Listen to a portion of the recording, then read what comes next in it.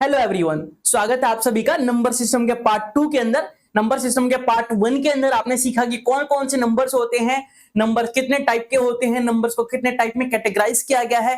तो हमने एक बार रिव्यू कर लेते हैं कि पार्ट 1 में क्या क्या कवर किया था। हमने कवर किया था कि पूरे नंबर को हम दो पार्ट में डिवाइड करते हैं, एक होता है रियल नंबर, एक होता है कंपोजिट नंबर। फिर हमने रियल नंबर को दो पार्ट्स में फर्दर डिवाइड किया था, जिसमें फ्रैक्शंस आया था और इंटीजर्स आया था।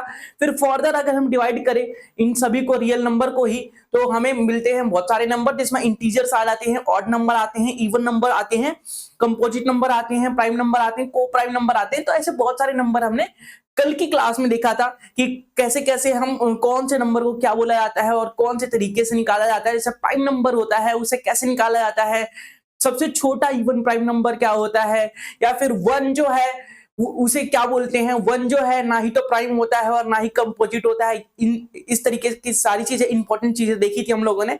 साथ ही साथ डिविजिबिलिटी रूल का हम देखा था कि कौन सा नंबर किस नंबर से डिविजिबल है। ये हम देख सकते हैं कि बिना चेक किए, बिना डिवाइड किए हम किस तरीके से चेक कर सकते हैं कौन सा नंबर किससे डिविजिबल है। 2 की डिविजिबिलिटी देखी, 3, 4, 5, 6, ऐसी हमने 11 तक डिविजिबिलिटी रूल चेक किया।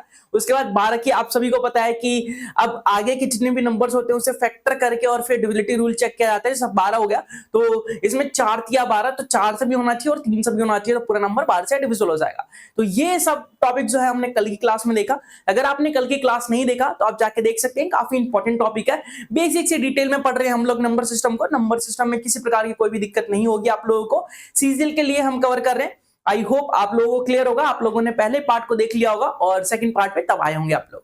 तो चलिए सेकंड पार्ट को स्टार्ट करते हैं, देखते हैं नंबर सिस्टम के कौन कौन से इंपॉर्टेंट फॉर्मूले हैं, कौन कौन से इंपॉर्टेंट की पॉइंट्स है जो छूट गए हैं, जिसे हमें पढ़ना काफी इंपॉर्टेंट है, जिसे हम पढ़ के अपने नंबर सिस्टम को पूरा कर सकते हैं और उसमें पूरे नंबर हासिल कर सकते हैं। तो चलिए डिटेल में एनालाइज करते हैं नंबर सिस्टम को। तो नंबर सिस्टम का इंपॉर्टेंट फॉर्मूलेस की बात करें तो सबसे पहले डिविडेंड का फॉर्मूला देखेंगे हम। डिविडेंड क्या होता है, डिविडेंड कैसे निकाला जाता है। तो जो डिविडेंड का फॉर्मूला होता है हमारा, फॉर्मूला नंबर 1 डिविडेंड, जो डिविडेंड का फॉर्मूला होता है वो होता है हमारे पास divisor into quotient plus remainder. Divisor into quotient plus remainder dividend के बराबर होता है। तो ये होता है हमारा डिविडेंड का फॉर्मूला। और डिविडेंड कैसे, ये फॉर्मूला कब यूज करेंगे, कब कैसे करेंगे, तो वो मैं बताऊंगा आप लोगों को अभी। ये फॉर्मूला आप ध्यान रखेंगे, काफी इंपॉर्टेंट फॉर्मूला है। डायरेक्ट क्वेश्चन पूछे जाते हैं इस पे कि डिविडेंड का फॉर्मूला है तो इस पे क्वेश्चन बताइए। क्वेश्चन कैसे पूछे जाएंगे, मान लीजिए इसका यूज करके बता देता हूँ कौन सा डिवाइजर होता है, क्या क्या होता है, एक बार जल्दी से देखेंगे। देखिए, तो अगर हम बात करें तो मान लेते हैं कि अगर हमने 36 को 5 से डिवाइड किया, अगर हमने 36 को 5 से डिवाइड किया, 5 से डिवाइड करते हैं तो क्या आ जाएगा, तो ये आ जाएगा, ये 7 पंजे 35, तो यहाँ आ जाएगा 35 माइनस करेंगे तो 1 आ जाएगा। तो आप लोग बोलोगे क्या ये हमें भाग करना सिखा रहे हो? नहीं, हम भाग करना नहीं सिखा रहे हैं। अब देखिए यहां से हम सीखेंगे, ये जो होता है, ये 36 जो है ये हमारा डिविडेंड है। डिविडेंड हमारा जो 36 है उसे हम डिविडेंड बोलते हैं। जो हमारा 5 है वो डिवाइजर है, किसी भी नंबर को, जो नंबर को डिवाइड कर रहा है उसे हम डिवाइजर के नाम से जानते हैं।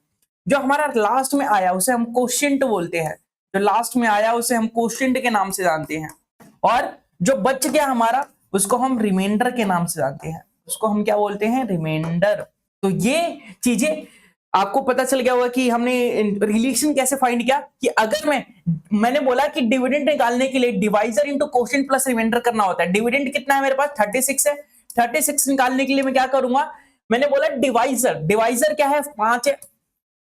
कोशेंट क्या है, डिवाइजर इनटू कोशेंट क्या है, 7 है।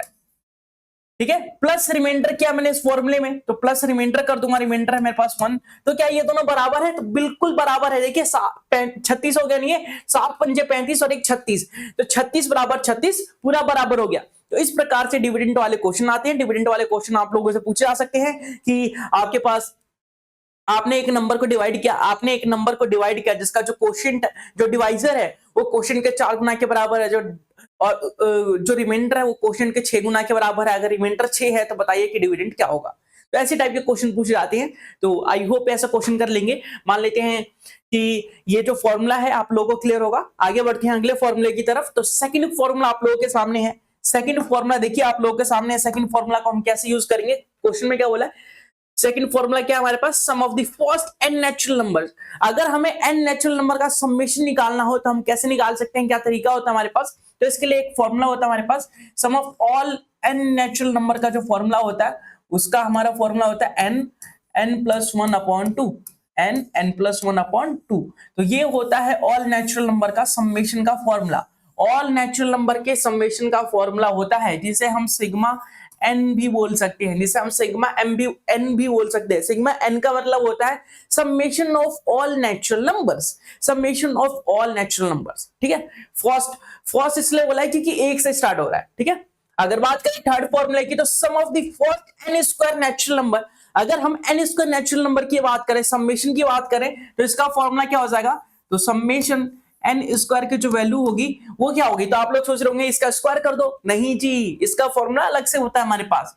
क्या होता है, n+1 2n+1/6, ये होता है हमारे पास n स्क्वायर के समेशन का फॉर्मूला। ये n स्क्वायर के समेशन का फॉर्मूला होता है।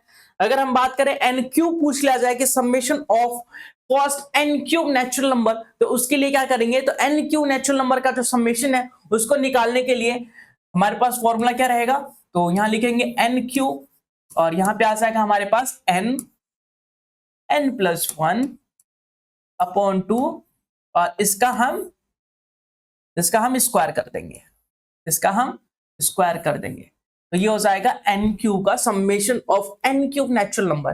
क्लियर है। तो ये हमारे पास नेचुरल नंबर के लिए कि नेचुरल नंबर का समेशन होगा, मतलब 1 से 10 तक मैंने समेशन कर दिया, तो उसको कैसे समेशन कर सकते हैं। फिर अगर n स्क्वायर का समेशन करना हो तो कैसे कर सकते हैं, n क्यूब का समेशन करना हो तो कैसे कर सकते हैं।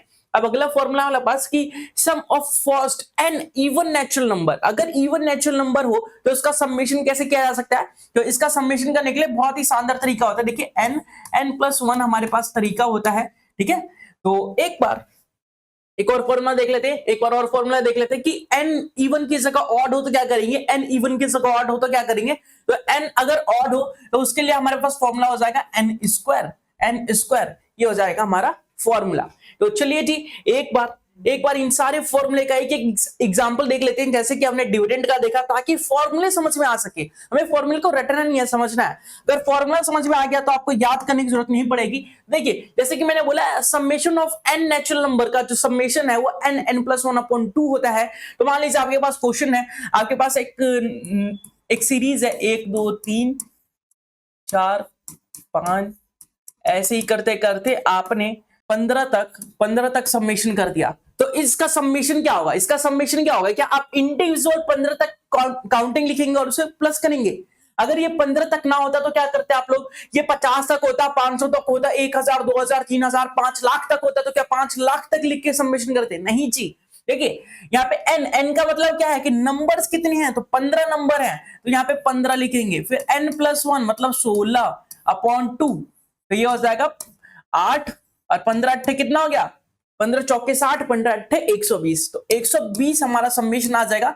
चाहे तो आप कैलकुलेटर निकाल के चेक कर सकते हैं। तो इस फॉर्मूले को इस तरीके से हम यूज कर सकते हैं। अगला फॉर्मूला देखिए, n स्क्वायर नेचुरल नंबर का समेशन होता तो क्या करते, अगर मान लीजिए यही क्वेश्चन है हमारे पास, 1 का स्क्वायर दे दिया, 2 का स्क्वायर दे दिया, 3 का स्क्वायर दे दिया, ऐसे ही आपको बोला कि 15 का स्क्वायर और इसका समेशन बताइए, इसकी वैल्यू बताइए कि 1 square plus 2 square plus 3 square, ऐसी डैश डैश डैश डैश 15 तक का स्क्वायर का समेशन क्या होगा। तो इसको कैसे निकालेंगे हम, तो इसका फॉर्मूला क्या पढ़ा हमने लोगों ने, n+1 2n+1/6 करके। तो n कितना है, 15 है, तो 15 लिखेंगे पहले हम, 15 + 1 16 हो गया, और 15 2 सा कितना हो गया, तो ये हो गया 30, 30 + 1 31 हो गया 6। तो अगर हम 6 से डिवाइड करें तो सबसे पहले हम 3 से डिवाइड करें, 3 दूनी 6, 3 5 से 15, और अगर हम 2 से डिवाइड करें तो 8, 8 पंजे 40 हो गया ये, और 40 × 31, तो इसे अगर हम सॉल्व करें तो 4 एकम 4, 4 तिया 12,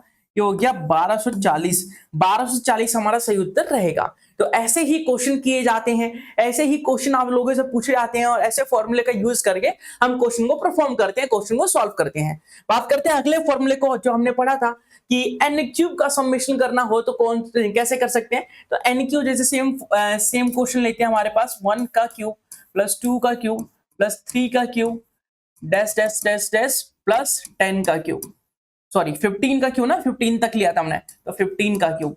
तो इसको सॉल्व करने के लिए कौन सा फॉर्मूला लगाएंगे, वही सेम फॉर्मूला n+1, n है 15, 15 + 1 16 हो गया अपॉन 2, तो ये हो जाएगा 2 और इसका स्क्वायर, तो ये हो जाएगा हमारा 15 को क्या तो 8 आ गया, 15 अट्ठे 120 हमने किया था, तो 120 का स्क्वायर करना पड़ेगा हमें, 120 का स्क्वायर करना पड़ेगा, तो 12 का स्क्वायर होता है 144 और ये हो जाएगा 2 0, तो ये आ जाएगा 14,400। तो इस प्रकार से हम सबमिशन करेंगे। अगला क्वेश्चन देखिए, अगले में बोला है कि submission of first n even natural number हो तो कैसे करेंगे। अगर मान लीजिए इवन की बात की जा रही है, मतलब 2 4 6 8 10 12 ऐसे ही करते करते आपको 20 तक दे दिया गया, तो क्या आप इसका समेशन कैसे निकालेंगे। तो n कितना है आपका, n कितना है, n बोलेंगे n 20 है, तो n 20 है, तो यहां पे लिखेंगे 20 + 1 20 + 1 21 दूनी 42 और ये हो गया 420। तो इसका समेशन अगर आप लोग करते हैं तो 420 के बराबर आएगा, इसका समेशन अगर आप लोग करेंगे तो 420 के बराबर आएगा। तो n इवन नेचुरल नंबर जो है उसका समेशन करने के लिए n+1/2 क्या आता है। ये फॉर्मूला तब ज्यादा काम आते हैं जब आपको एवरेज निकालने के लिए बोला जाए कि find the average of first n even number या फर्स्ट 5 इवन नंबर्स का एवरेज निकाल के बताइए। तो सबसे पहले आप समेशन निकालेंगे इस फॉर्मूले से, उसके बाद तो डिवाइड करेंगे ना 5 से, तो इस प्रकार से आप निकाल सकते हैं। क्लियर है। आगे देखिए, आपको बोला ऑड नेचुरल नंबर का आपको समेशन निकालना है, तो कैसे निकालेंगे। मान लीजिए आपके पास है 1 3 5 7, ये जा रहा है आपके पास 15 तक, तो ये कितने नंबर हो गए, तो 15 लास्ट हमारा नंबर है, तो 15 लास्ट हमारा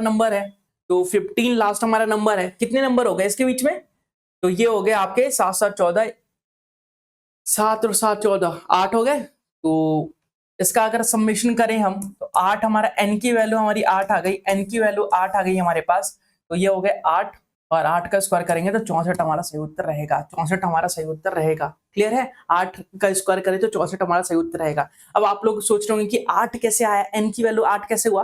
तो देखिए, जब भी एपी में क्वेश्चन होते हैं तो n की वैल्यू कैसे निकालेंगे, first number plus last number into upon 2 करके, मतलब 15 प्लस 1, तो 15 + 1 अपॉन 2 करेंगे तो ये आ जाएगा 8। तो 8 हमारा n की वैल्यू है और n का स्क्वायर किया, शायद हमने यहाँ पे कुछ मिस्टेक किया है, n+1/2 n+1 किया हमने, तो यहाँ पे 20 2 22 20 और 2 22 11 आ जाएगा, यहाँ पे 11 आएगा, सॉरी यहाँ 11 आएगा और यहाँ पे 11 1 12 आ जाएगा। तो इसको अगर मल्टीप्लाई करते हैं तो 132 आएगा, 420 नहीं, ठीक है 132 आएगा। तो आप यहाँ पे सही कर सकते हैं। क्लियर है सभी को क्लियर है। आई होप सबको क्लियर होगा और ये सारे फॉर्मूले यूज करना आ चुका होगा आप लोगों को।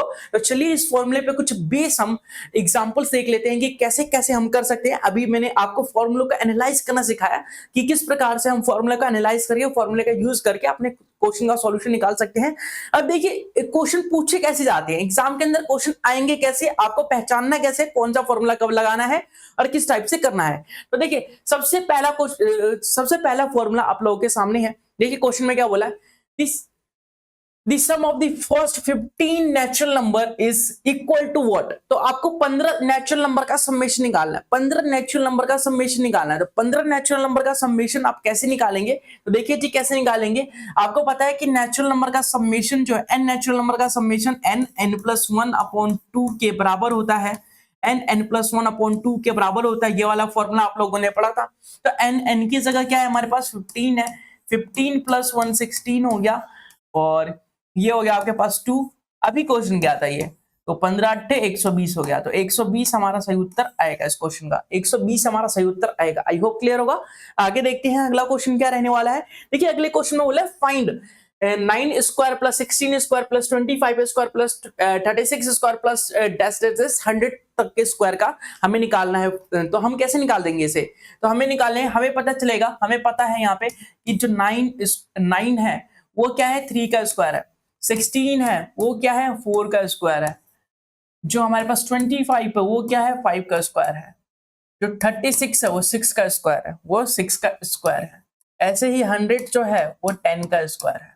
तो इस टाइप से हमें पता चल गया कि स्क्वायर वाला फॉर्मूला लगेगा। स्क्वायर वाला फॉर्मूला कौन सा जी? अभी हमने पढ़ा था कि समेशन ऑफ एन स्क्वायर का जो फॉर्मूला होता है वो होता है हमारे पास n, n plus one, two n plus one, two n plus one upon upon 6। तो ये वाला फॉर्मूला लगाएंगे और सॉल्व करेंगे इस क्वेश्चन को, ये वाला फॉर्मूला लगाएंगे और सॉल्व करेंगे इस क्वेश्चन को। तो देखिए जी, और अभी आप लोगों को बताया गया था कि first n square natural number का है, लेकिन देखिए यहाँ पे 3 के स्क्वायर से स्टार्ट हो रहा है, 1 और 2 का स्क्वायर तो छोड़ दिया इसने, 1 और 2 का स्क्वायर तो छोड़ ही दिया इसने। तो आपको ध्यान रखना है कि 1 और 2 का स्क्वायर इंक्लूड नहीं करना। अगर फॉर्मूला लगाएंगे तो 1 और 2 का स्क्वायर भी इंक्लूड होगा। तो फॉर्मूले के अकॉर्डिंग पूरे 10 तक के स्क्वायर का समेशन निकाल लेंगे और 1 का स्क्वायर और 2 का स्क्वायर का जो समेशन है वो माइनस कर देंगे। क्लियर है? अभी समझाता हूं कैसे। देखिए, ये फॉर्मूला लगाएंगे अगर हम, तो 10 तक के स्क्वायर का समेशन निकलेगा। कैसे? 10 हो गया एन की वैल्यू, 10 प्लस 1 11 हो गया, 10 दूनी 20 और 1 21 हो गया। ठीक है, और ये हो गया 6 हमारे पास। तो अगर हम इसको 2 से काटे तो 2 तिया 6 और 2 पंजे 10, और इसे 3 से काटे 3 7 21 हो गया, 7 पंजे 35। 35 को अगर हम 11 से मल्टीप्लाई करें तो क्या आएगा जी हमारा? तो आप बोलेंगे 385 के बराबर आएगा, 385 के बराबर आएगा। ठीक है जी। अब ये जो 385 है वो हमारा सही उत्तर नहीं है। अगर आप लोगों को लग रहा है कि 385 जो है हमारा सही उत्तर है, तो आपको बिल्कुल गलत लग रहा है। 385 हमारा सही उत्तर नहीं है, क्योंकि हमने पूरे 1 से लेके 1 का स्क्वायर, 2 का स्क्वायर, 3 का स्क्वायर सारा प्लस करके 10 तक के स्क्वायर को समेशन लिया है। लेकिन हमारे क्वेश्चन में तो 3 के स्क्वायर से शुरू हो रहा है, मतलब 1 के स्क्वायर, 2 का स्क्वायर स्किप है, मतलब इसमें से 1 का स्क्वायर और 2 के स्क्वायर को माइनस करना पड़ेगा। 1 का स्क्वायर प्लस 2 का स्क्वायर को माइनस करेंगे तो ये कितना हो जाएगा? 4 1 5 हो जाएगा। तो इसमें से अगर हम 5 माइनस करेंगे तब आएगा हमारा 380, और 380 हमारा सही उत्तर रहेगा। इस क्वेश्चन का हमारा सही उत्तर 380 रहेगा। ऐसे क्वेश्चन इसीलिए पूछे जाते हैं ताकि आप लोग गलती करें, और ऐसे क्वेश्चन में ऐसे ही गलती होती है। ऑप्शन में 385 भी दिया जाएगा, 380 भी दिया जाएगा, 375 भी दिया जाएगा और 370 भी दिया जाएगा। तो आप लोगों को कंफ्यूजन होगा, क्योंकि पास पास ये 5 कम है, 5 का डिफरेंस है, और आप में भी 5 का ही डिफरेंस आ रहा है। तो एग्जामिनर चालाकी करता है ऐसे, ताकि आप लोग कंफ्यूज हो जाए और गलत आंसर टिक करें। क्लियर है सभी को? आई होप ये क्वेश्चन क्लियर होगा। तो आपको फॉर्मूले क्लियर हो रहे होंगे, फॉर्मूले रटने की जरूरत नहीं है। जैसे कि मैं बता रहा हूं, आप लोगों को फॉर्मूले रटने की जरूरत नहीं है। ये एग्जांपल के माध्यम से आप फॉर्मूले को एनालाइज कर सकते हैं कि कौन सा फॉर्मूला कब यूज हो रहा है, किस प्रकार से यूज हो रहा है, और कैसे हम यूज कर सकते हैं। अगला देखिए, अगले एग्जांपल की बात करें तो अगले एग्जांपल बोला है 1 का क्यूब प्लस 2 का क्यूब प्लस 3 का क्यूब, ऐसे ही हमारे पास 10 तक का क्यूब है। तो क्यूब का फॉर्मूला भी हम लोगों ने देखा। क्या देखा जी? क्यूब का जो फॉर्मूला था, एन क्यूब की जो वैल्यू थी वो क्या थी? तो n plus one, n plus one, n plus one upon 2 का होल स्क्वायर। ये क्यूब का फॉर्मूला देखा अभी हम लोगों ने। किसी को कोई दिक्कत नहीं होनी चाहिए। ये अभी फॉर्मूला डिस्कस किया था, अभी फॉर्मूला डिस्कस किया था। तो इसके अकॉर्डिंग ये वाला क्वेश्चन कैसे कर सकते हैं हम? इसके अकॉर्डिंग, इस फॉर्मूले के अकॉर्डिंग ये वाला क्वेश्चन कैसे कर सकते हैं? देखिएगा, एन की जगह 10 है हमारे पास, तो 10 प्लस 1 11 हो गए, 11/2 का होल स्क्वायर। तो होल स्क्वायर कर देंगे जी, ये हो जाएगा 5, 11 पंजे 55, 11 पंजे 55 का स्क्वायर। तो ये हो जाएगा 55 का स्क्वायर करें अगर हम, तो ये आपको पता है कि किसी भी 5 डिजिट के नंबर को स्क्वायर करते हैं तो बहुत आसान तरीका होता है। पहले 5 का स्क्वायर करेंगे तो 25 हो जाएगा, 5 का अगला नंबर होता है 6, तो 6 पंजे 30 हो जाएगा। तो 25 30 आपका सही उत्तर रहेगा, 25 30 आपका सही उत्तर रहेगा। तो इस प्रकार से हम क्यूब वाले को भी इजीली कर सकते हैं। ये वाला फॉर्मूला आपको ध्यान होना चाहिए ताकि आप ऐसे क्वेश्चनों को कर सके। तो आप लोगों ने सीखा कुछ एग्जांपल के माध्यम से कि कौन सा स्क्वायर का फॉर्मूला लगाना है, कब क्यूब का फॉर्मूला लगाना है, कब इंक्लूड करना है, कब एक्सक्लूड करना है, क्या ध्यान रखना है, क्या स्किप करना है। ये सारी चीजें हमने अभी डिस्कस किया। आगे बढ़ते हैं अगले टॉपिक की तरफ। तो अगला देखिए, अगला भी एक क्वेश्चन हमारे पास की sum of the first n even number, even number का summation, first n even number का समेशन, 8 इवन नंबर का समेशन क्या होगा? तो आप लोगों को पता है इवन नंबर का समेशन के लिए हमारे पास फॉर्मूला था n+1, n+1। तो n+1 कर देते हैं जी, n+1 कर देते हैं। तो ये हो जाएगा 8, 8 प्लस 1 जो है 9 हो गया, तो 9 8 72 हो गया। तो 72 हमारा समेशन आ जाएगा। एक बार इंडिविजुअल करके चेक कर लेते हैं क्या हमारा उत्तर सही है। तो 8 इवन नंबर का समेशन मतलब 2 से स्टार्ट होगा, 2 4 6 8 10 12 14 16, क्या यही है? 8 हो गए, 1 2 3 4 5 6 7 8, ठीक है। ये देखिए 30 हो गया हमारे पास, 30 और ये हो गया आपके पास 40 और 2 42, 42 और 10 हो गया 52, 52 और 8 60 हो गए, 60 और 6 66 हो गए, 66 और 4 70 हो गए, 70 और 2 72 हो गए, तो 72 हो गया। तो आपने इंडिविजुअल चेक करके देखा कि इंडिविजुअल समेशन करने पे हमारा फॉर्मूले के समेशन के बराबर आ रहा है, मतलब कि इंडिविजुअल में जितना टाइम लग रहा है सबसे पहले इवन नंबर लिखो, उसका समेशन करो, उतने की जरूरत नहीं है हमें सीधा फॉर्मूला याद रखना है n+1 n+1 करके इजीली हम निकाल सकते हैं। देखिए कुछ ही सेकंड्स में निकाल लिया मैंने। तो आई होप आपको समझ में आया होगा कि किस प्रकार से हम अपने बेसिक तरीकों का यूज ना करके हम फॉर्मूले का यूज करें तो ज्यादा जल्दी सॉल्यूशन मिलेगा हम लोगों को। क्लियर है सभी को? अगला देखेंगे।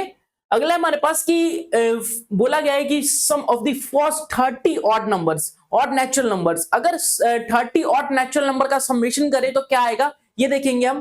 तो देखिए ऑड नेचुरल नंबर का समेशन अभी हमने देखा कि उसका फॉर्मूला क्या होता है, एन स्क्वायर के बराबर होता है, एन स्क्वायर के बराबर होता है। एन कितना है जी, 30 है, तो 30 का स्क्वायर कर देंगे, डायरेक्ट हमारा आंसर आ जाएगा जो कि 900 के बराबर होगा। किसी को कोई दिक्कत नहीं होनी चाहिए, किसी को कोई भी दिक्कत नहीं होनी चाहिए। क्लियर है?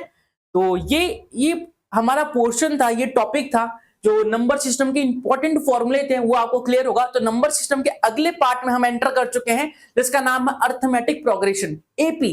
आपने बचपन में पढ़ा होगा, आपने क्लास 10th में पढ़ा होगा कि एपी क्या होता है जी। आपने क्लास में एपी पढ़ा होगा, जीपी पढ़ा होगा, एएम पढ़ा होगा, जीएम पढ़ा होगा, ये सारी चीजें आप लोगों ने पढ़ा होगा, एचपी भी पढ़ा होगा। तो आप लोगों को इस एपी के बारे में आज पढ़ेंगे, आज डिटेल में डिस्कस करेंगे कि एपी क्या होता है, कैसे करते हैं। तो बेसिकली एपी जो होता है एक ऐसा सीक्वेंस, एपी होता है एक ऐसा सीक्वेंस जिसके टर्म के बीच का जो डिफरेंस होता है वो सेम होता है। एपी क्या होता है, एक ऐसा सीक्वेंस जिसमें टर्म्स के बीच का जो डिफरेंस होता है, किसी भी दो टर्म्स के बीच का जो डिफरेंस होता है वो सेम होता है। क्लियर है?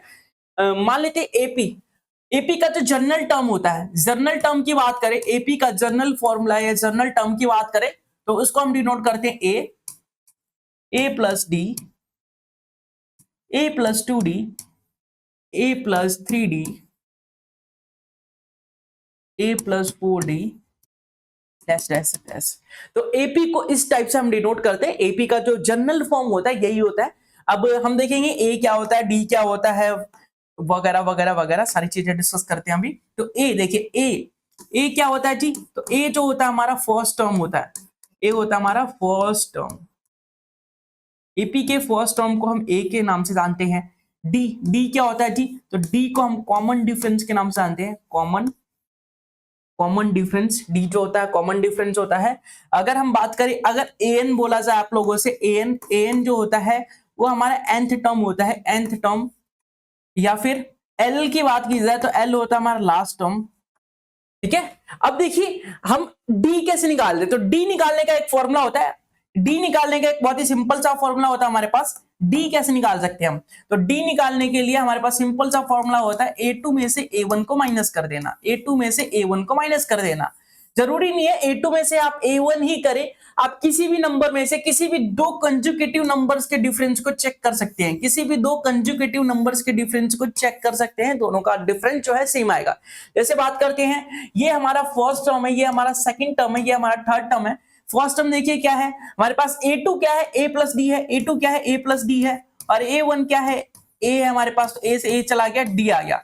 ऐसे ही अगर हम बात करें, ये क्या है हमारे पास, मान लीजिए इन दोनों टर्म्स के बीच का हमें डिफरेंस निकालना है, इन दोनों टर्म्स के बीच का हमें डिफरेंस निकालना है कि डी चेक करना है, डी सेम है कि नहीं। तो अगली वाली टर्म में से अगर मैं पिछली वाली टर्म्स को माइनस कर दूं तो देखिए क्या मिलेगा मुझे, a से a चला गया, 3d में से 2d माइनस करूंगा तो d आ जाएगा। तो मतलब डिफरेंस जो है सेम होना चाहिए। अगर आप लोगों से पूछ लिया जाए, क्वेश्चन में बोल दिया जाए कि चेक कीजिए कि ये वाला जो सीक्वेंस है हमारा वो एपी के अंदर है कि नहीं है, तो आपको सबसे पहले क्या चेक करना पड़ेगा, डी डिफरेंस। अगर सबका डिफरेंस जो है सेम है मतलब वो एपी के अंदर है, अगर डिफरेंस सेम नहीं है तो वो एपी के अंदर नहीं है। तो एपी के टर्म्स को कैसे लिखा जाता है पहले वो देख लेते हैं। एपी के टर्म्स को अगर हमें लिखना हो तो कैसे लिखेंगे हम, तो चलिए जी पहले वो देख लेते हैं।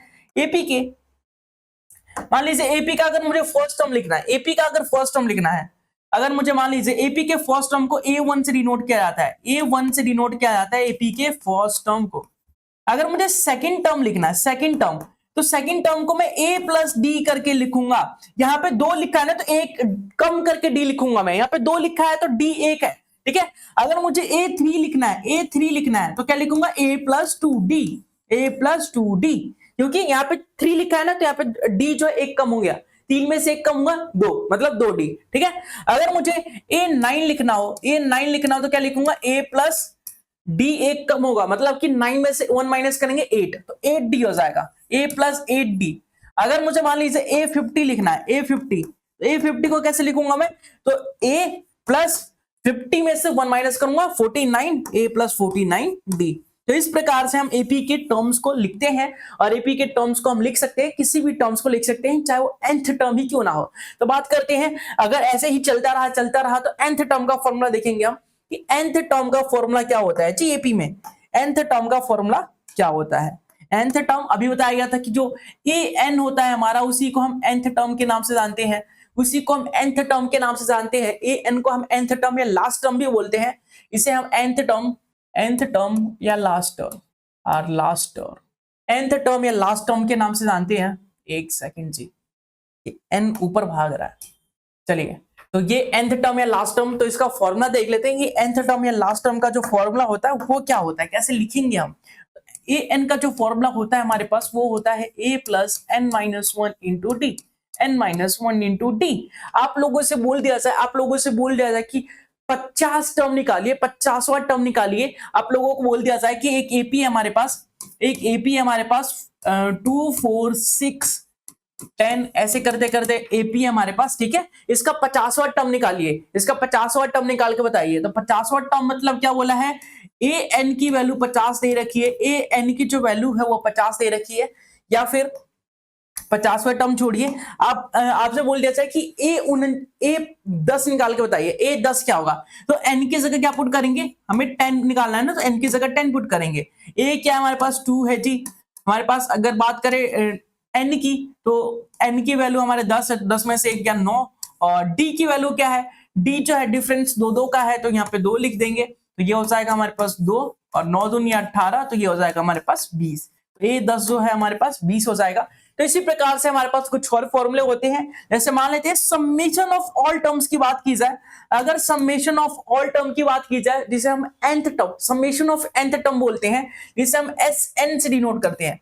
समेशन ऑफ nth टर्म बोल दिया जाए, जिसे SN से डिनोट किया जाता है, तो SN का भी फॉर्मूला होता है हमारे पास, क्या होता है जी, तो SN का फॉर्मूला होता है n/2 2a plus n-1 into d, n/2 2a plus n-1 into d।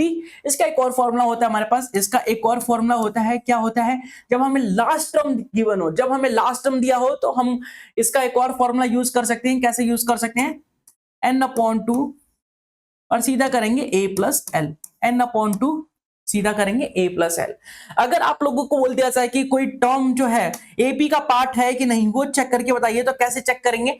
अगर आप लोगों से बोल दिया जाए कि कोई टर्म दे रखा है, वो AP का पार्ट है कि नहीं, वो चेक करना है, तो कैसे करेंगे, तो n की वैल्यू निकालेंगे, और n की वैल्यू अगर प्रॉपर वैल्यू आती है तो वो AP का पार्ट है, और n की वैल्यू प्रॉपर नहीं आती तो n का पार्ट नहीं है। कहने का मतलब ये है कि मैंने बोल दिया कि ये AP है हमारे पास, ये AP है हमारे पास कोई, ठीक है। इसमें मैंने बोल दिया 51th टर्म जो है, 51th टर्म जो है AP का पार्ट है कि नहीं, ये चेक करके बताइए। 51th टर्म जो है वो AP का पार्ट है कि नहीं, वो चेक करके बताइए। तो an की जगह में an का फॉर्मूला लिखूंगा सबसे पहले कि a plus n-1 into d। अब मैं an का फॉर्मूला यूज करके मैं क्या करने वाला हूं, तो मैं an का फॉर्मूला यूज करके सबसे पहले an की वैल्यू 51 पुट करूंगा। मैं यहां से n की वैल्यू निकालने की कोशिश करूंगा। n अगर प्रॉपर नंबर आता है तो 51th टर्म जो है वो AP का पार्ट होगा, नहीं तो नहीं होगा। देखिए a कितना हमारे पास, तो a है 2 हमारे पास, और n-1 n तो निकालना ही है हमारे पास, यहाँ पे d भी होता है। तो d कितना हमारे पास, 4 में से 2 गया 2, तो d है हमारे पास 2। अगर हम इसे माइनस कर देते हैं, तो 49 आ जाएगा, तो n-1/2 की जो वैल्यू है वो 49 आ जाएगी।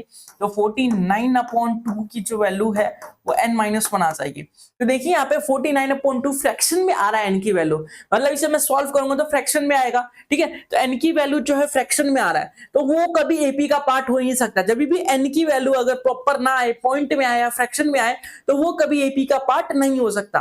बात करते हैं, अभी हमने समेशन के फॉर्मूले का डिस्कशन किया ये वाला फॉर्मूला कि समेशन का फॉर्मूला अगर समेशन बोल दिया जाए तो ये वाला फॉर्मूला यूज करेंगे। तो समेशन कब यूज किया जाएगा और कैसे यूज किया जाएगा? मान लेते हैं आपके पास ये एपी है 2 4 6 8 10, ठीक है, और आपको दे रखा है ये पूरे, मान लेते हैं एन की वैल्यू इसमें दे रखी है कि एन जो है वो आपके पास 15 है, ठीक है, एन जो है आपके पास 15 है। आपको बोला गया है कि 15th टर्म का, इस एपी के 15th टर्म तक का समेशन बताइए, इस एपी के 15th टर्म का समेशन बताइए। तो एन की वैल्यू क्या लिखेंगे हम? तो एन की वैल्यू 15 लिखेंगे, ठीक है, एस एन निकाल रहे हैं, मतलब एस 15 निकाल रहे हैं, एन की जगह 15 लिखेंगे हम अपॉन 2 ए की वैल्यू क्या है? तो 2 है, 2 का डबल 4 हो गया, तो 4 plus n minus one, n क्या है 15 है हमारे पास, तो 15 में से गया 14, और डी क्या है हमारे पास? तो 2 है जी, तो डी की जगह हम 2 रख देंगे। तो इसे अगर हम सॉल्व करें तो 15/2 और ये आ जाएगा हमारे पास 4, और ये हो जाएगा 14 दूनी 28, तो 28 और 4 32 हो गया हमारे पास, 32 को 2 से काटेंगे तो 16 आ जाएगा। तो 15 × 16 करेंगे तो क्या आएगा? तो 15 का स्क्वायर कीजिए, 15 का स्क्वायर करके 15 प्लस कर देंगे, 15 का स्क्वायर होता है 225, और इसमें अगर हम 15 प्लस कर दे तो यह हो जाएगा 5 10 2 1 3 1 4 240। तो जो 240 इसका समेशन आ जाएगा, 240 इसका समेशन आ जाएगा। क्लियर है सभी को? सभी को क्लियर है क्या? 240 का समेशन आ जाएगा। अगर आप सोच रहे हैं कि ये मैंने कैसे किया, मुझे तो 15 को 16 से मल्टीप्लाई करना था, तो जब भी हमें कंजुगेटिव नंबर्स को मल्टीप्लाई करना होता है, जैसे 15 को 16 से मल्टीप्लाई किया तो छोटे वाले नंबर का स्क्वायर करके छोटा वाला नंबर ही ऐड कर दिया जाता है, छोटे वाले नंबर का स्क्वायर करके छोटा वाला नंबर ही ऐड कर लिया जाता है। ये कहां से है फॉर्मूला? तो ये कोई फॉर्मूला नहीं है। अगर हम इसको लिखना चाहे, देखिए 15 × 16 है ना, तो मैं इसको लिख सकता हूँ 15, और 16 को क्या लिख सकता हूँ? 15 + 1 लिख सकता हूँ, ठीक है। अब 15 को 15 से मल्टीप्लाई करूंगा, मतलब 15 का स्क्वायर प्लस 15 एकम 15, तो 15 के स्क्वायर में 15 प्लस कर दिया। तो ये होता है स्मार्ट तरीका, जिससे हम अपनी कैलकुलेशन को फास्ट कर सकते हैं और अपनी स्पीड को बढ़ा सकते हैं, साथ ही साथ अपनी एक्यूरेसी को बढ़ा सकते हैं। तो आप लोग ये जानते होंगे, नहीं जानते तो हम सिखा देंगे क्लासेस के अंदर, ठीक है। तो ये था एपी का हमारे पास कुछ डिटेल्स, जिसमें एपी के बारे में आप लोगों को थोड़ी सी नॉलेज तो हो गई होगी, ऐसे मैं उम्मीद करूंगा।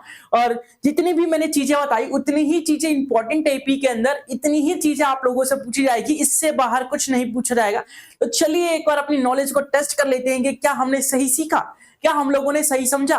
तो देखते हैं क्या क्या हमारे पास एग्जाम्पल्स है, एपी के कुछ एग्जाम्पल्स देख लेते हैं, ताकि हमारे माइंड में वो पूरा फिक्स हो जाए, एपी के फॉर्मूले, एपी के जो भी बेसिक चीजें हैं वो फिक्स हो जाए। तो देखिए एक एग्जांपल आपके पास, उसमें क्या बोला, what is the nth term of AP? AP का nth टर्म क्या होगा? एपी दे रखा है आप लोगों को 9 13 17 21 25 dash dash dash question mark. तो आप लोगों को बोला गया कि nth टर्म का फॉर्मूला क्या होगा। तो सबसे पहले एपी में देखेंगे ए क्या है हमारे पास। तो फर्स्ट टर्म क्या है हमारे पास? तो फर्स्ट टर्म जो है वो 9 के बराबर है। अगर हम डी की बात करें तो डी कैसे निकालते हैं? a2 में से a1 को माइनस करके।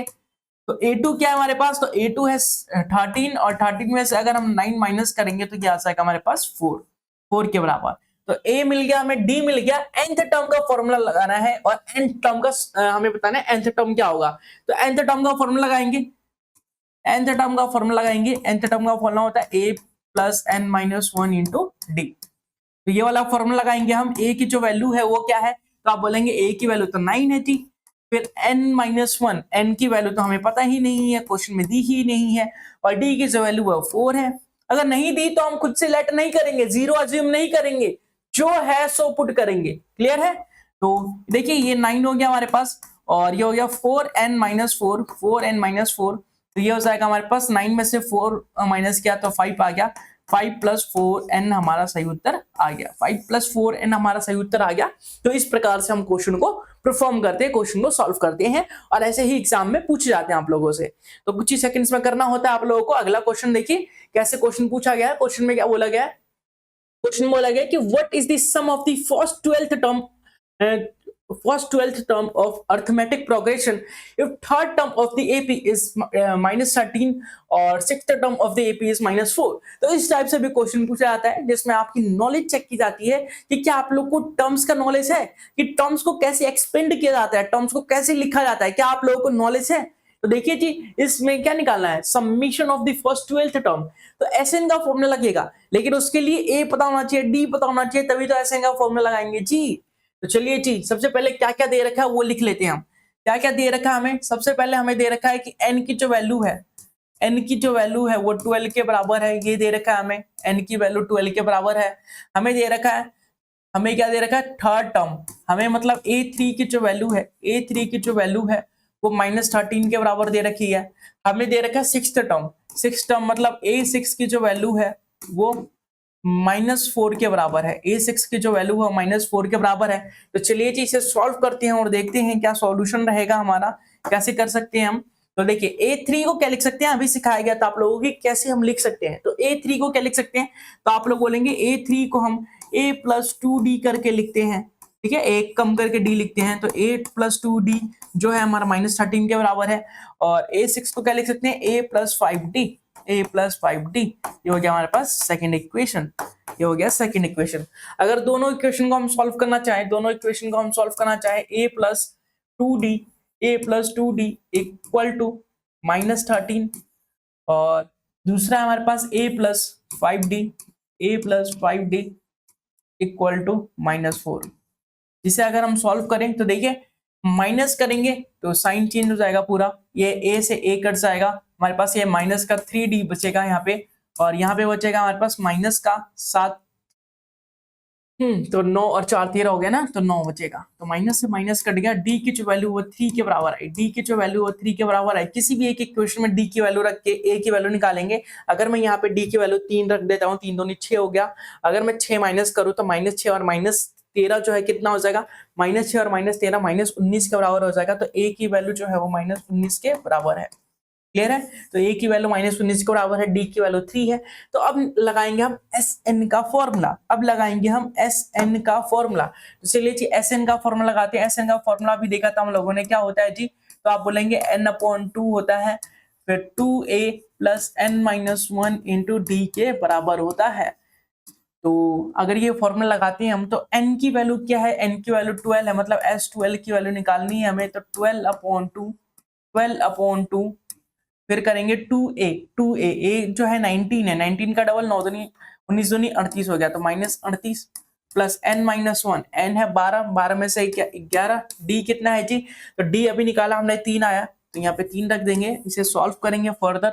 देखिए इस 2 से काटेंगे तो यहाँ 6 आ जाएगा, और ये आ जाएगा -38, ये आ जाएगा 11 3 33, तो ये आ जाएगा 6, ये आ जाएगा माइनस का 5, ये आ जाएगा 6 पंजे 30, वो भी माइनस का, तो माइनस का 30 आपका सही उत्तर आएगा। क्वेश्चन में क्या बोला था, क्वेश्चन में आपको थर्ड टर्म दिया था, और क्वेश्चन में एपी का आपका 6 टर्म दिया था, और आपको समेशन पूछा गया कि 12 टर्म का समेशन क्या होगा। तो इस टाइप से हम एपी को सॉल्व करते हैं। आई होप क्लियर होगा और आपको हर एक स्टेप समझ में आया होगा, कोई भी एक ऐसा स्टेप नहीं होगा जो आपको समझ में नहीं आया होगा, पूरी डिटेल में बताया जा रहा है, किसी भी स्टेप को स्किप नहीं किया जा रहा है, जितना हो सके उतना शॉर्ट में आपको बताया जा रहा है, जितना हो सके आप लोगों को उतना बताया जा रहा है, कि एक्सप्लेन किया जा रहा है कि किस तरीके से आप आसान तरीके से कर सकते हैं एपी को। तो आई होप ये क्लियर होगा। आगे बढ़ा जाए, तो अगला देखते हैं हमारे पास, अगला जो है अगला क्वेश्चन देखिए, अगला क्या है, if the first term, second term and last term of AP 5, 9 and 101 respectively, find the total number of term in the AP। तो AP का टोटल नंबर ऑफ टर्म निकालना है कि टोटल नंबर ऑफ टर्म क्या है। जब first term हमें AP का 5 दे रखा है, AP का जो फर्स्ट टर्म है, एपी का जो फर्स्ट टर्म है जिसे हम A1 के नाम से जानते हैं, वो 5 के बराबर दे रखा है, ठीक है। एपी का जो सेकंड टर्म है, जो एपी का सेकंड टर्म है जिसे हम A2 के नाम से जानते हैं, वो हमारे पास 9 है। और एपी का जो लास्ट टर्म है, लास्ट टर्म जिसे L या फिर AN के नाम से जानते हैं, वो कितना हमारे पास, तो आप बोलेंगे वो है हमारे पास 101 के बराबर। तो हमें क्या निकालना है, हमें फाइंड करना है n की वैल्यू फाइंड करना है कि कितने टर्म्स हैं एपी के अंदर। तो n की वैल्यू फाइंड करेंगे कुछ ही सेकंड्स के अंदर। देखिए कैसे n की वैल्यू निकाल सकते हैं हम। तो n की वैल्यू निकालने के लिए सबसे पहले तो d की वैल्यू निकालेंगे हम। d की वैल्यू कैसे निकाला जाता है, तो d निकाला जाता है आपका a2 में से a1 को माइनस करके।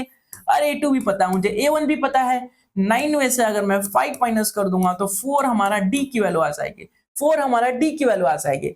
बात करें an की, तो an का फॉर्मूला अगर हम देखें, an का फॉर्मूला देखें तो अभी हमने सीखा था कि an का जो फॉर्मूला होता है a plus n-1 into d के बराबर होता है जी। तो an की वैल्यू पुट करेंगे, an की वैल्यू 101 है तो 101 रखेंगे, a की जो वैल्यू है वो 5 है तो 5 रखेंगे हम, n-1 n नहीं पता, n ही तो निकालना है, d की वैल्यू 4 थी हमारी तो 4 रख देंगे। अब 5 माइनस करेंगे तो मैं अगर 100 में से 5 माइनस करूं तो ये हो जाएगा 96 के बराबर, 96 ही होगा ना, 96 के बराबर n माइनस 1 इंटू 4। अब ये 4 मल्टीप्लाई में है, उधर जाके डिवाइड हो जाएगा, तो 96 को अगर मैं 4 से डिवाइड कर दूं तो n माइनस 1 की वैल्यू आ जाएगी। तो 96 को अगर मैं 4 से डिवाइड करूं तो क्या आएगा, एक बार बताइएगा। तो ये हो जाएगा हमारे पास 4 दूनी 8, 4 चौक 16, तो ये हो जाएगा 25।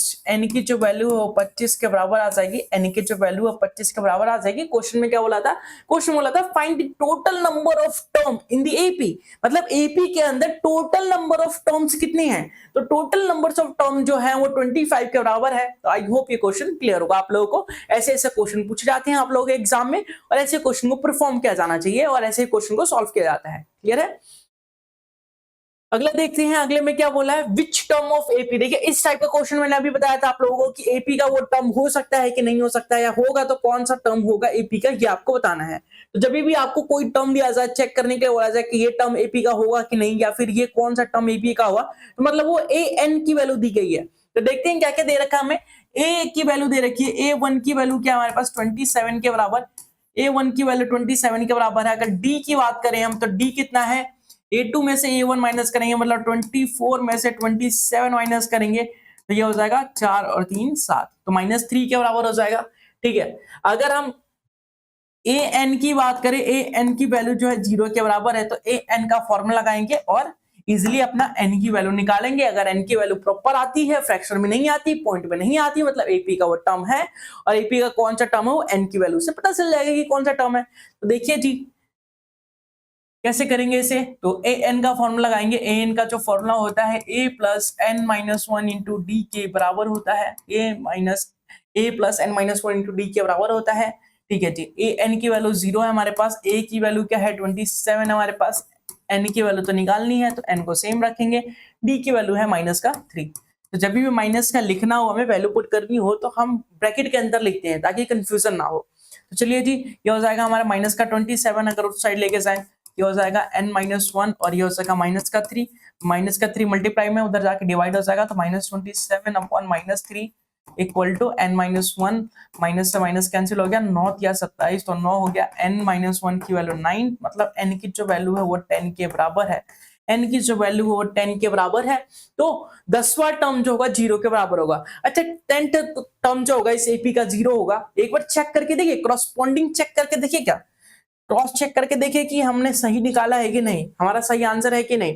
10th टर्म कैसे निकालते हैं, मान लेते हैं a10 की वैल्यू अगर 0 आती है मतलब हमारा आंसर सही है, a10 की वैल्यू अगर 0 आती है तो हमारा आंसर सही होगा, नहीं तो गलत होगा। तो a10 कैसे निकाला जाता है, तो आप लोग बोलेंगे a10 की जो वैल्यू होती है वो a प्लस 9d के बराबर होती है। a कितना हमारे एपी के अंदर, तो 27 है, 9 इंटू डी कितना हमारे पास, तो हमारे पास डी जो है -3 के बराबर है।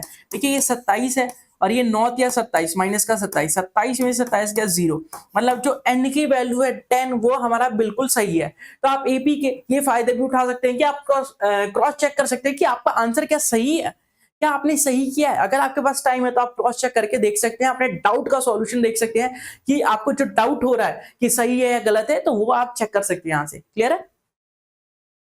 तो अगले टॉपिक की बात करें हम, तो अगला टॉपिक आता है HCF और LCM। HCF और LCM, तो यहां तक हमारा बहुत ही लास्ट पड़ाव पे आ चुके हैं हम, जहां नंबर सिस्टम के लास्ट टॉपिक को कवर कर रहे हैं LCM और HCF में। तो LCM और HCF डिस्कस करेंगे। LCM क्या होता है, HCF क्या होता है, जैसे कि नाम से पता चल रहा है HCF, H का मतलब होता है हाईएस्ट, C का मतलब होता है कॉमन, और F से मतलब होता है फैक्टर। H का मतलब होता है हाईएस्ट, C का मतलब होता है कॉमन, F से होता है फैक्टर। एलसीएम की बात करें तो लीस्ट कॉमन मल्टीपल, ये चीजें क्लियर है। एचसीएफ एलसीएम तो आप बचपन से निकालते आ रहे हैं। एचसीएफ को निकालने के दो तरीके होते हैं हमारे पास। एचसीएफ को निकालने के देखिए, एचसीएफ जो है हमारे पास वो हाईएस्ट कॉमन फैक्टर जो से निकालने के दो मेथड होते हैं हमारे पास। पहला मेथड क्या होता है, प्राइम फैक्टराइजेशन मेथड। पहला होता है हमारे पास प्राइम फैक्टराइजेशन मेथड, और दूसरा अगर दूसरे मेथड की बात करें हम तो दूसरा होता है हमारे पास long division method. Long division method, तो एक बार दोनों मेथड को डिस्कस कर लिया जाए, देख लिया जाए। मान लेते हैं कोई दो नंबर है हमारे पास, दो नंबर कौन कौन से माने हम, कोई सा भी नंबर मान लेते हैं हमारे पास 2 और 4 है। 2 और 4 है, 2 और 4 है, या फिर 2 और 7 है, 2 और 6 मान लेते हैं, 2 और 6 है हमारे पास। तो 2 और 6 का हमें एचसीएफ निकालना है, 2 और 6 का हमें एचसीएफ निकालना है। तो प्राइम फैक्टराइजेशन मेथड होता है, दूसरा होता है लॉन्ग डिवीजन मेथड। तो प्राइम फैक्टराइजेशन मेथड से हम कैसे कर सकते हैं जी? प्राइम फैक्टराइजेशन मेथड कैसे किया जाता है? तो आप बोलेंगे कि जो प्राइम फैक्टराइजेशन मेथड होता है, प्राइम नंबर में इन्हें तोड़ना होता है, प्राइम नंबर में इन्हें तोड़ना होता है। कोई बड़े नंबर लेके ना, ताकि मजा आए थोड़ा। हम मान लेते हैं एक 14 ले लिया हमने और एक 50 ले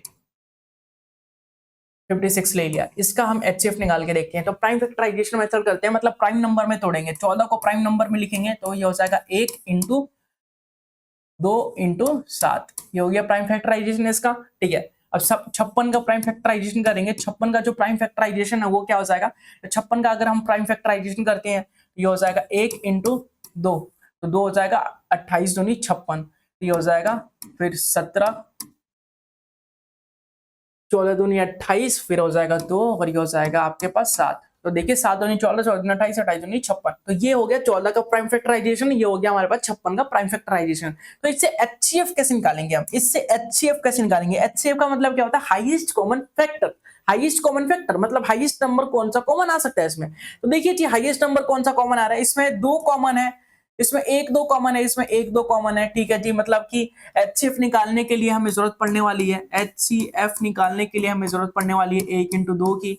और क्या कॉमन दिख रहा है? तो आप बोलेंगे 7 भी कॉमन है, यहाँ पे भी 7 भी कॉमन है, 7 और 7 दोनों में 7 भी कॉमन है, तो 7 आ जाएगा, मतलब 7 दूनी 14, 14 हमारा एचसीएफ रहने वाला है, 14 हमारा एचसीएफ रहने वाला है। इसे हम बोलते हैं प्राइम फैक्टराइजेशन मेथड, इसे बोलते हैं हम प्राइम फैक्टराइजेशन मेथड। क्लियर है? दूसरा होता है हमारे पास long division method. Long division method जिसमें बचपन में क्या होगा, आप लोगों ने बचपन में लॉन्ग डिवीजन मेथड पढ़ा होगा। तो चलिए लॉन्ग डिवीजन मेथड का भी डिस्कशन कर ही लिया जाए। ये था हमारा प्राइम फैक्टराइजेशन मेथड। अगर लॉन्ग डिवीजन मेथड का हम डिस्कशन करना चाहें, लॉन्ग डिवीजन मेथड के बारे में देखना चाहें, तो लॉन्ग डिवीजन मेथड, मान लीजिए हमारे पास दो वही नंबर है 14 और 56, 14 और 56 हमारे पास दो वही नंबर है। तो सबसे पहले छोटे वाले नंबर को बाहर लिखेंगे और अंदर वाले बड़े वाले नंबर को अंदर लिखेंगे, जैसे 56। ठीक है, अब इसको तब तक डिवाइड करना है, अब इसे तब तक डिवाइड करना है जब तक कि रिमाइंडर जीरो ना आ जाए, जब तक कि रिमाइंडर जीरो ना आ जाए।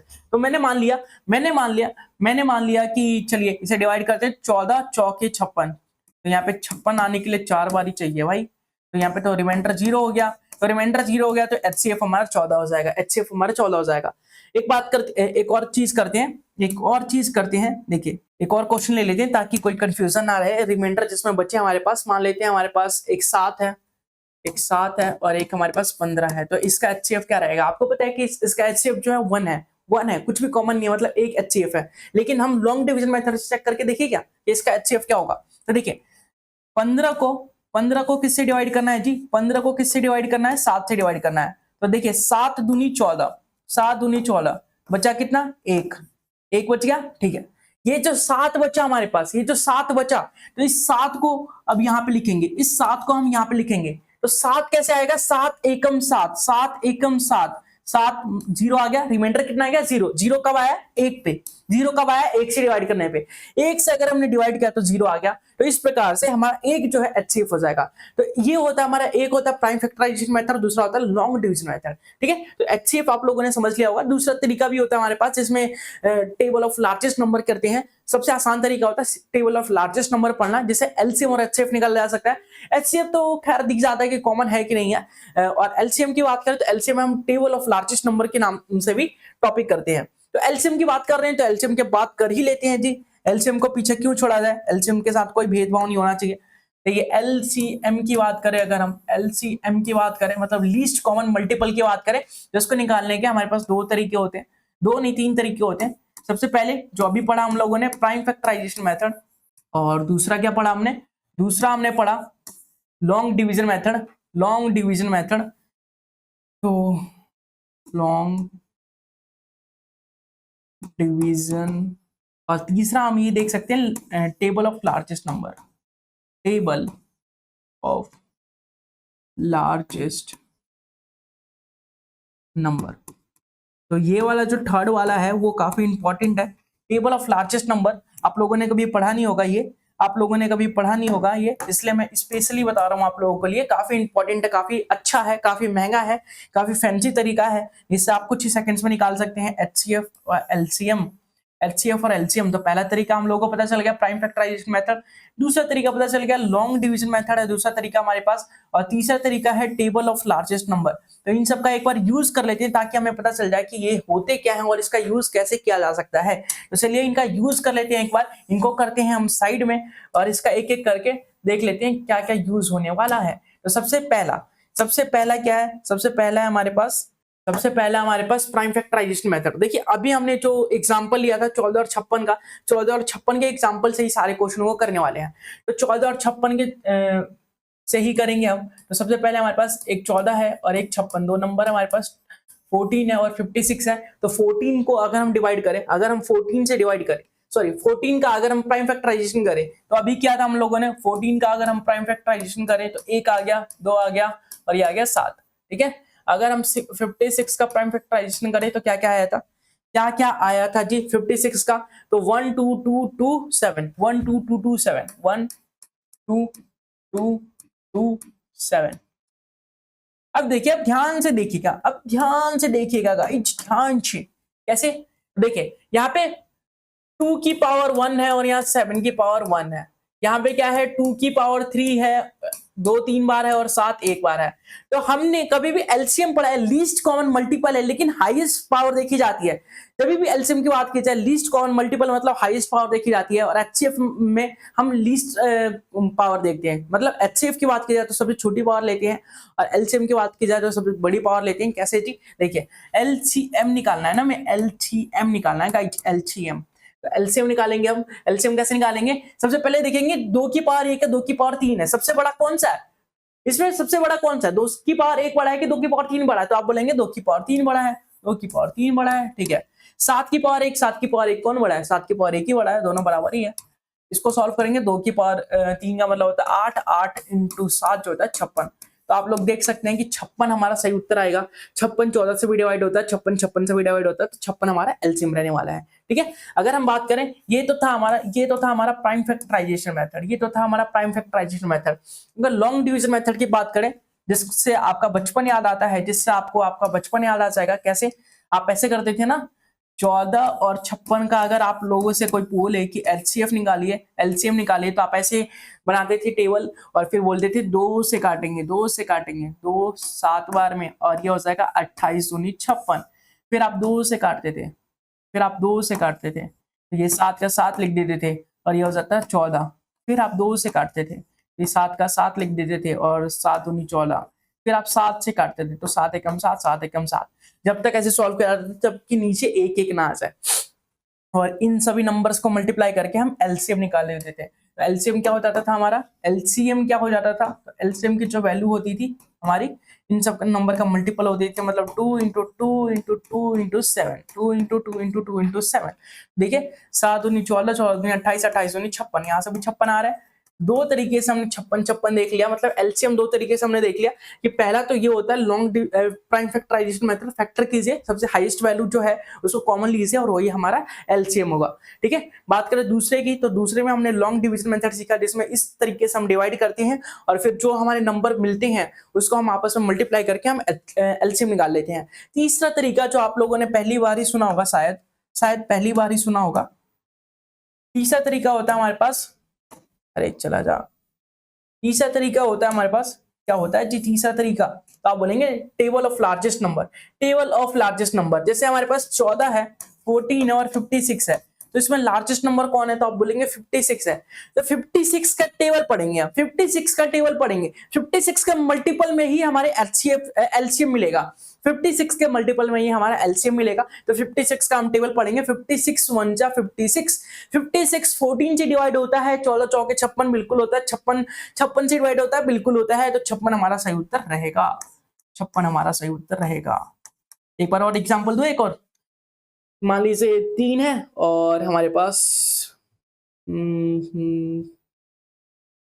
2 है और 5 है, 2 है और 5 है, इसका एलसीएम निकालना है, 2 और 5 का एलसीएम निकालना है। तो मैंने बोला कि टेबल ऑफ लार्जेस्ट नंबर से हम निकालेंगे इसका एलसीएम। कैसे निकालेंगे? लार्जेस्ट नंबर क्या है हमारे पास? तो लार्जेस्ट नंबर आपको दिख रहा होगा 5 हमारा लार्जेस्ट नंबर है, 2 और 5 में सबसे बड़ा 5 है। तो 5 का टेबल पढ़ेंगे, 5 एकम 5, 5 एकम 5, मतलब 5 2 से डिवाइड होता है? नहीं होता। आगे बढ़ेंगे, 5 का दूसरा मल्टीपल लेंगे, 5 दूनी 10, 10 जो है 2 से डिवाइड होता है? बिल्कुल होता है। 10 जो है 5 से डिवाइड होता है? बिल्कुल होता है। तो एलसीएम जो है हमारा वो 10 आ जाएगा। इस टाइप से आप टेबल ऑफ लार्जेस्ट नंबर का यूज करके कुछ ही सेकंड्स में आंसर निकाल सकते हैं। आई होप एलसीएम समझ में आया होगा आप लोगों को। एलसीएम समझ में आया होगा ऐसे मैं उम्मीद करूंगा। तो आप अब बात करेंगे एलसीएम और एचसीएफ ऑफ फ्रैक्शन। तो फ्रैक्शंस की एलसीएम और एचसीएफ कैसे निकाल सकते हैं? हम फ्रैक्शंस का एलसीएम और एचसीएफ कैसे निकाल सकते हैं जी? अगर हमें फ्रैक्शन का एलसीएम और एचसीएफ निकालना हो तो कैसे निकालेंगे बताइए? तो फ्रैक्शन का अगर एलसीएम और एचसीएफ निकालना हो तो उसके हमारे पास फॉर्मूले होते हैं, कुछ ट्रिक्स होते हैं जिसका यूज करके हम निकाल सकते हैं, जिस फॉर्मूले का यूज करके निकाल सकते हैं। बहुत ही शानदार टॉपिक है ये जो कि हम करने वाले हैं। बहुत ही शानदार टॉपिक है जिसका हम सॉल्यूशन करने वाले हैं, देखने वाले हैं कि फ्रैक्शंस का जो एलसीएम और एचसीएफ वो कैसे निकाला जाता है। तो इस टॉपिक को हम आने वाली क्लासेस के अंदर करेंगे। देखिए बहुत सारे क्वेश्चंस है, तो इस टॉपिक को हम बहुत आने वाली क्लासेस के अंदर करेंगे जिसमें हम सीखेंगे कि फ्रैक्शन का एलसीएम और एचसीएफ कैसे निकाला जाता है, या फिर पॉइंट्स वाले नंबर का एलसीएम और एचसीएफ कैसे निकाला जाता है कुछ ही सेकंड्स के अंदर। आई होप आपने वीडियो को एंड तक देखा होगा, वीडियो पसंद आई होगी, वीडियो इन्फॉर्मेटिव लगी होगी, वीडियो में से कुछ आपने नया सीखा होगा, लेक्चर पसंद आया होगा। लेक्चर पसंद आता है तो लेक्चर को लाइक जरूर से कीजिएगा, ज्यादा शेयर कीजिएगा ताकि आपके दोस्त, आपके भाई, आपके मित्र भी देख सके और इस क्लास का, इस सेशन का, इस क्लास का फायदा उठा सके और ज्यादा से ज्यादा सीख सके, उनको डिटेल में सॉल्यूशन पता चल सके, डिटेल में सीख सके कि एलसीएम क्या होता है, एचसीएफ क्या होता है, कैसे निकाला जाता है, नंबर सिस्टम क्या होता है, नंबर्स क्या होते हैं, कितने टाइप के होते हैं नंबर्स, एपी क्या होता है, अर्थमेटिक प्रोग्रेशन किसे बोलते हैं हम, एपी के फर्स्ट टर्म को क्या बोलते हैं, लास्ट टर्म को क्या बोलते हैं, एन का फॉर्मूला क्या होता है, एसएन का फॉर्मूला क्या होता है। ये सारी चीजें आप लोगों को पता चल सके और आप लोग इसका रिवीजन करके अपने नंबर को स्कोर कर सके। आई होप सबको सब कुछ क्लियर होगा। तो आज के लिए बस इतना ही। उम्मीद करूंगा कि क्लास पसंद आई होगी। अगर क्लास पसंद आती है तो लाइक जरूर से कीजिएगा, चैनल को सब्सक्राइब करके बेल आइकन भी ऑन कर लीजिएगा। मिलेंगे इसके अगले पार्ट में, अगले एलसीएफ और एलसीएम फ्रैक्शन वाले पार्ट में। तब तक के लिए बाय बाय, टेक केयर।